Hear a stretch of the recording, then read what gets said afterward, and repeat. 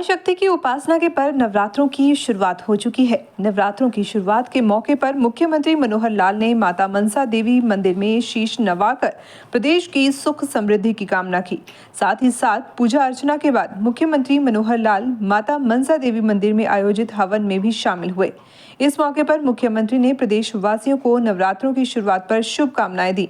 मुख्यमंत्री ने कहा कि माता सबकी मनोकामनाएं पूरी करें और प्रदेशवासियों पर मां की कृपा बनी रहे। बहुत शुभकामना देता हूँ और मां रानी से प्रार्थना करता हूँ कि हम सबका जीवन जो है अगला वर्ष ये खुशहाल बने, रंग भरे और हम सब अपने काम को समाज और देश सेवा के रूप में अच्छे प्रकार से कर सकें। तो आज का ये अवसर जिसके लिए आप लोगों को बुलाया बताया गया है, विशेष एक सूचना उसके लिए मैंने आपको बुलाया है। हम जानते हैं कि अपने प्रदेश में अग्रोहा धाम इसका अपना एक विशेष इतिहास है, विशेष स्थान है, विशेष इसका एक सांस्कृतिक महत्व है। और यहाँ का इतिहास जो जानते हैं उनको मालूम है कि यहाँ एक पुरातत्व के नाते से बहुत पुराना ये जो स्थान है, इस स्थान की अगर इतिहास से इसका इतिहास है 4वीं शताब्दी से 15वीं शताब्दी तक लगभग 1100 वर्ष तक वो स्थान अपने विकसित रूप में उस समय था और एक बड़ा व्यापार का केंद्र था।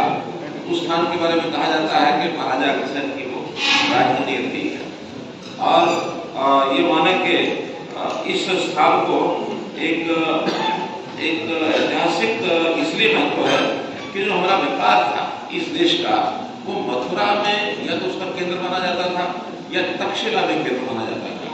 मथुरा से तक्षशिला, तक्षशिला से मथुरा, ये जब व्यापारी आते जाते थे उस समय के साधन आज की तरह नहीं थे। पैदलों के साधन, घोड़े के साधन, बैलगाड़ियों के साधन ये सब हुआ करते थे। तो जो बड़ा भोजन पड़ाव था वो अग्रोहा धाम, जो आज जिसका नाम उस समय ऐसा बताते हैं कि उसका नाम था अग्रदोता नाम से ये स्थान उस समय प्रसिद्ध था।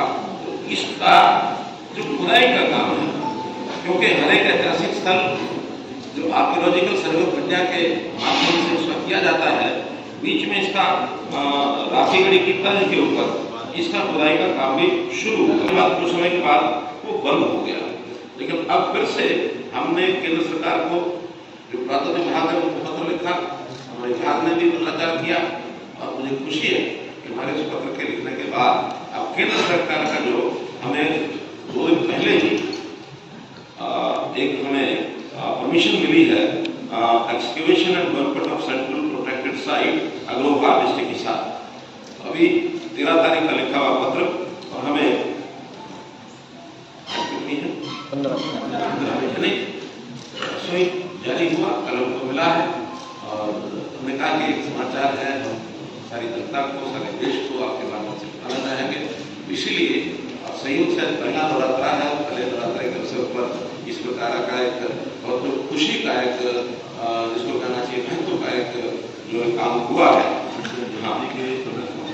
हाँ, अग्रसेन जयंती आज अग्रसेन जयंती आज अग्रसेन जयंती, महाराजा अग्रसेन जी की जयंती का दिन है और ये दिन इस मायने में बहुत शुभ है। और वैसे भी हमने उस पूरे क्षेत्र को विकसित करने की दृष्टि से पहले ही हमारे मन में कई विचार, खास करके अग्रवाल समाज की ओर से कई सुझाव आए, उसको आगे बढ़ाने के लिए हमने पहले से योजना बना रखी है। आपको पता है कि हिसार का जो एयरपोर्ट है, उस एयरपोर्ट का नाम भी हमने महाराजा अग्रसेन एयरपोर्ट रखा था।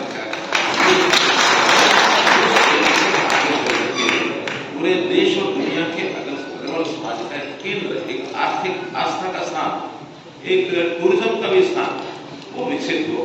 हरियाणा वैसे तो ये माना जाता है कि पुरातत्व की दृष्टि से एक भले छोटा राज्य है, लेकिन जितनी पुरातत्व से जुड़ी हुई साइट्स हैं वो हरियाणा में अगर मैं कहूँ किसी प्रदेश के हिसाब से तो सर्वाधिक है।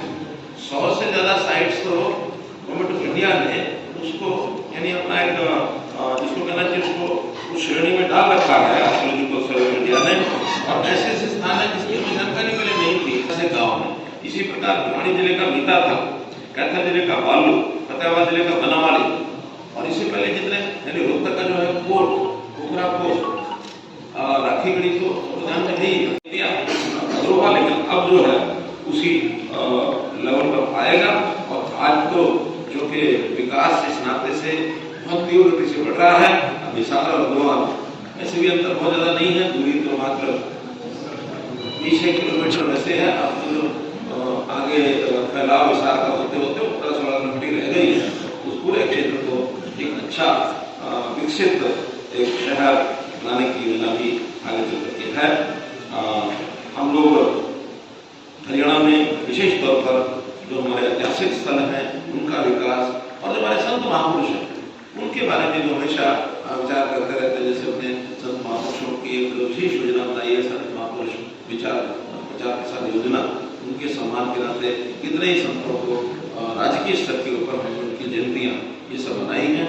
तो एक प्रकार का हरियाणा सरकार का जो 3 सालों का जो महत्व, इस बात से भी हम हरियाणा का बढ़ते हुए देख रहे हैं कि हरियाणा कोई आज की भूमि नहीं है। महाभारत से पहले काल में भी हरियाणा का और उल्लेख उस समय आता है। लोग तो कहते हैं वेदों में भी इसका उल्लेख आता है। हरियाणा का अपना एक भविष्य, यानी हमारे अतीत जो स्वर्णिम अतीत है, उसी के ऊपर हमारे भविष्य की नींव खड़ी हो और एक विकसित हरियाणा, एक धाकड़ हरियाणा ये आगे बने। यही बात आप तक आज मैंने बतानी थी।